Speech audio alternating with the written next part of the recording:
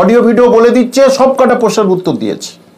আর আমি মিস্টার শ্যামকে নেব না, তাহলে মিস্টার শ্যামকে সেই সংশ্লিষ্ট বিষয়ের উপরে খুব কঠিন থেকে কঠিনতর প্রশ্ন করলাম, তাহলে আবার তাদের অভিজ্ঞতার উপরে কেন নাম্বার দেওয়া হবে? আগে যেমন নিয়োগ হতো সেই রকম নিয়োগ হলে ভালো, মানে আমরা যেভাবে নিয়োগ হতাম আর। কাউন্সিলিং লাগবে অন্তত 2 মাস, তাহলে কাউন্সিলিং করে 31 ডিসেম্বরের মধ্যে কিভাবে সম্ভব স্কুলে ফেরত দেওয়া? তাদের যোগ্যতার কোনো মূল্য এই সরকার দেবে না। আর সেই জন্যেই এই একাডেমিকটা উঠে গিয়েছে, সেই নাম্বারটা এখন কিভাবে এদের যোগ করে স্কুলে ফেরত নেওয়া যায় সেটাই করছে। জমি জায়গা বিক্রি করে MA MSc BEd করিয়েছেন, তাহলে তাদের একটা আশা আছে আমার সন্তান স্কুলের মাস্টারমশাই দিদিমণি হবে। দেখুন, বিজ্ঞপ্তি দেওয়া ছাড়া কোনো গতি নেই। তাহলে কিন্তু এই সরকার যে দুর্নীতি সঙ্গে আঁতাত সেটা কিন্তু পরিষ্কার কোর্ট এবারে জানতে পারে, এবং কোর্ট কিন্তু মারাত্মক ড্যামারেজ দিতে পারে, যে স্কুল সার্ভিস কমিশনটা পুরো তুলে দিতে পারে। কোর্টের ব্যাপার, কারণ কোর্টকে বিরক্ত করাটা একেবারে উচিত নয়, এবং এদের বিজ্ঞপ্তি দিতেই হবে এবং 31 ডিসেম্বরের মধ্যে নিয়োগ করতে হবে। কিন্তু যে পদ্ধতি অবলম্বন করছে আপনাদের কাছে শুনছি, সেই পদ্ধতিতে পুরো এই পরীক্ষাটাই ভেস্তে যাবে। তাহলে কি প্ল্যানফুলি এটা করছে যে পরীক্ষাটা ভেস্তে দেবো, যাতে অযোগ্যদের আমি রক্ষা করার জন্যে আমি পুরো পরীক্ষার সিস্টেমটা হোক আর না হোক? কারণ যে পদ্ধতি শুনলাম আপনাদের কাছে, তাতেই এরা পরীক্ষা পদ্ধতিটাই তুলে দেওয়ার চেষ্টা করছে। মানে এইভাবে কিন্তু পরীক্ষা হতে পারে না। 2016 সালে যে পরীক্ষাটা হয়েছিল সেটা অনেকেই জানেন না, দর্শক বন্ধুদের উদ্দেশ্যে বলছি। সেখানে একাডেমিক ছিল, একাডেমিক একটা নাম, মাধ্যমিক উচ্চ মাধ্যমিক অনার্স MA BEd এর একটা নাম্বার ছিল, আর মানে ছিল 55 নম্বরের পরীক্ষা ছিল, আর ইন্টারভিউ ছিল 10 নম্বর, এই ছিল 100 নাম্বার টোটাল। এখন একাডেমিক তুলে দিতে চাচ্ছে, ঠিক আছে, তাহলে একাডেমির নাম্বারটা কোথায় যোগ করবে? তার কারণ একাডেমি তুলে দিতে চাচ্ছে ওই যে যেটা বললেন, যে ওই যে করবে না, ওই যে যারা শিক্ষকতা করেছে এতদিন ধরে তাদের অভিজ্ঞতার উপরে একটা নম্বর দেয়া হবে। এটা একেবারে হাস্যস্কর, এবং সারা রাজ্যবাসী তথা ভারতবর্ষের সবাই তারা বুঝে যাবে যে পশ্চিমবঙ্গ সরকারের শিক্ষা দপ্তর মিনিমাম শিক্ষাগত যোগ্যতা আছে কি সন্দেহ আছে। কারণ এই যে স্কুল সার্ভিস পরীক্ষার ক্ষেত্রে যে নিয়ম, সে নিয়মের কিছুই জানেন না বলে এই জন্যে ওদেরকে এক্সট্রা মার্কস দেবে বলছে। আর ওইটা যদি কেউ পেয়ে গেল যারা এতদিন চাকরি করেছে, আর এদিকে ইন্টারভিউ নাম্বার ধরে দিল, তাহলে তো অটোমেটিক্যালি তারা যথাস্থানে ঠিক থাকবে।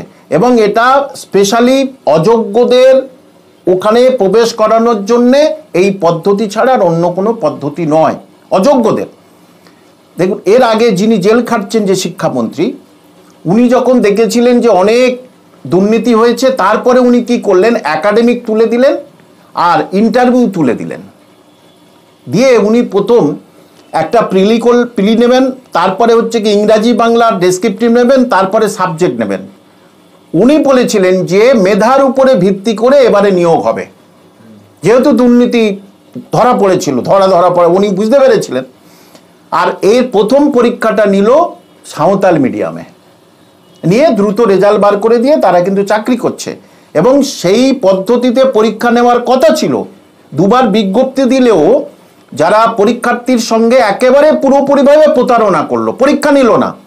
এখন অনেকেই জানে যে যদি ইন্টারভিউ থাকে তাহলে কিন্তু যারা স্বচ্ছভাবে চাকরি পাওয়া কষ্টকর আছে।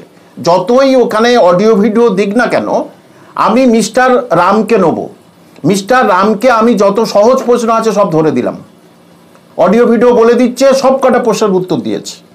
আর আমি মিস্টার শ্যামকে নেব না, তাহলে মিস্টার শ্যামকে সেই সংশ্লিষ্ট বিষয়ের উপরে খুব কঠিন থেকে কঠিনতর প্রশ্ন করলাম। মিস্টার শ্যাম একটা বেশি বলতে পারেনি, তাহলে দেখা যাচ্ছে ও পাবে 9, এ পাবে 1, তাহলে এখানে সে বার হয়ে চলে যাবে।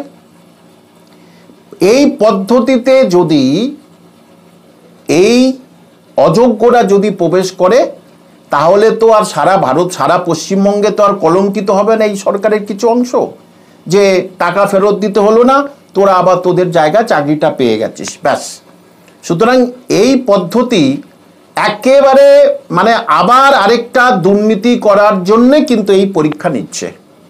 এইটাই প্রমাণ করে। কারণ সারা ভারতবর্ষের যতগুলো রাজ্য আছে সব রাজ্যের আমি ভালো করে জানি, কোনো রাজ্যে এই রকম শিক্ষাগত অভিজ্ঞতার উপরে মার্কস নেই। সেটা আছে প্রধান শিক্ষক শিক্ষিকা পরীক্ষার ক্ষেত্রে হয়, তাদের অভিজ্ঞতার প্রয়োজন হয়।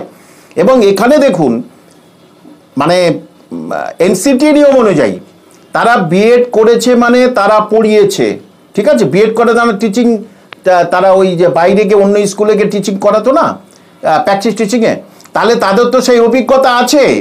তাহলে আবার তাদের অভিজ্ঞতার উপরে কেন নাম্বার দেওয়া হবে?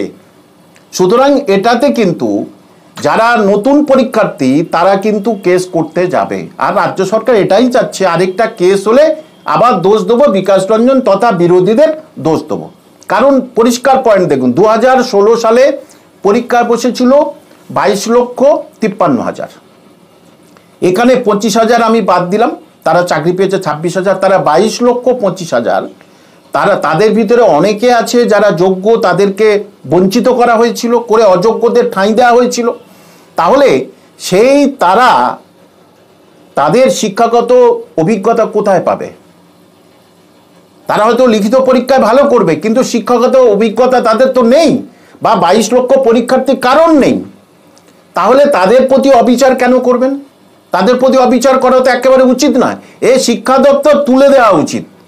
সে আগে যেমন নিয়োগ হতো সেই রকম নিয়োগ হলে ভালো, মানে আমরা যেভাবে নিয়োগ হতাম আর কি, ম্যানেজিং কমিটির কাছে যেতাম, এমপ্লয়মেন্টস থেকে নাম আসতো, ইন্টারভিউ হতো, সেখানে যেতাম, সেইভাবে হলে বঞ্চ ঠিকই আছে। কিন্তু এই যা পদ্ধতি চলেছে যে মানুষের রক্ত চুষে ফেরাবার নেবো, এছাড়া অন্য কোনো উপায় আমি দেখতে পাচ্ছি না। কারণ কিভাবে বলতে পারে যেটা আইনে নেই, কোথাও নেই, কোনো জায়গায় নেই, তাহলে তাদের শিক্ষাগত অভিজ্ঞতার উপরে মার্কস দেওয়ার অর্থ অযোগ্যদের কিভাবে ওই জায়গাটা প্রবেশ করাতে পারি, এর সঙ্গে মিলে যাচ্ছে কি? সেই জন্য অযোগ্যদের কাছ থেকে টাকা ফেরত নেওয়া হয়নি এখনো। সুপ্রিম কোর্টের রায়টাকে পুরোপুরিভাবে অমান্য করলো, যে সুতরাং পরীক্ষা নিতেই হবে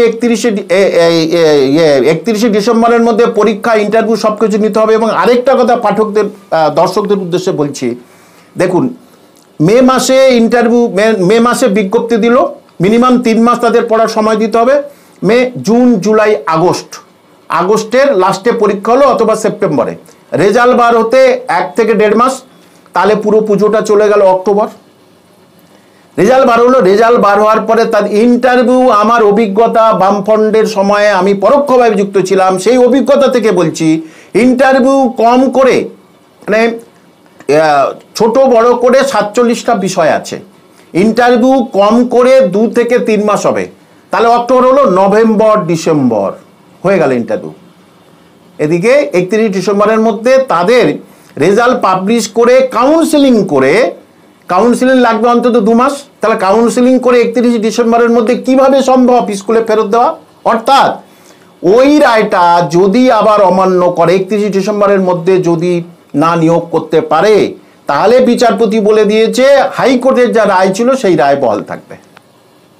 অর্থাৎ ছল্লি বল্লি করে যাতে এই পরীক্ষাটা আবার ক্যান্সেল হয়, তারই একটা পদ্ধতি শুরু করেছে, তারই প্রয়াস শুরু করেছে, যেটা এই কটা দিন সংবাদ মাধ্যম থেকে বা বিভিন্ন সোর্স থেকে আমি জানতে পাচ্ছি, যে পদ্ধতি যা করেছে সেটা কেবল অযোগ্যদের বাঁচানোর জন্য পরীক্ষা পদ্ধতিটা করছে, আর অন্য কোনো পদ্ধতি নয়। যারা পরিশ্রমী, মেধা, তাদের যোগ্যতার কোনো মূল্য এই সরকার দেবে না।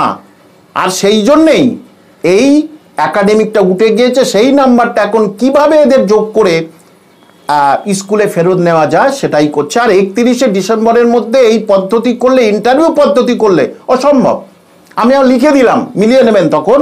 পরীক্ষার 31শে ডিসেম্বরের মধ্যে কাউন্সিলিং, 2 মাস কাউন্সিলিং করে স্কুলে ফেরত পাঠাতে হবে, কি করে সম্ভব?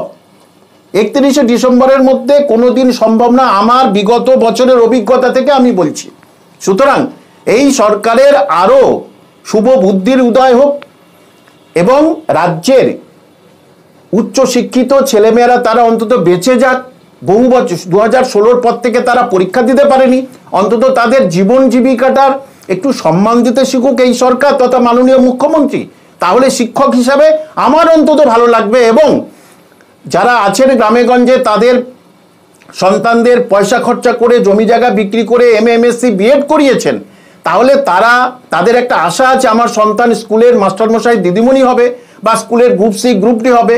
তাহলে সেই আশাটা একজন সাংবিধানিক প্রধান হয়ে তিনি কি মান্যতা দেবেন না? তিনি কি সব কাজে রাজনীতি দেখবেন আর সব কাজে তিনি দুর্নীতিবাজদের সাহায্য করবেন, দুর্নীতিবাজদের মদত দেবেন? এটা কোনোভাবেই এই রাজ্যে চলতে পারে না। রাজ্যের মানুষ এটা কোনোভাবেই এটা মেনে নেবেন না।